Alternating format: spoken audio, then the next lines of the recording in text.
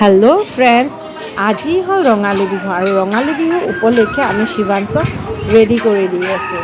প্ৰথমতে তেলেৰে আমি তাক ধুনীয়াকৈ মালিচ কৰি দি আছোঁ। মালিচ কৰি দিয়াৰ পাছত তাক আমি মাহ হালধি আৰু আমেৰে তাক ধুনীয়াকৈ গাত লগাই দিম আৰু মঠা তাৰ মূৰত লগাই দিম। আৰু সেইখিনি কৰাৰ পিছত তাক ধুনীয়াকৈ গাটো ধুৱাই দিম বুলি ভাবিছোঁ। এয়া চাওক, আমি ৰেডি কৰি আছোঁ তাক।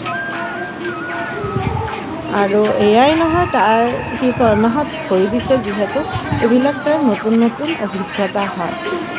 সেয়েহে আমি তাক ধুনীয়াকৈ ৰেডি কৰি আছোঁ।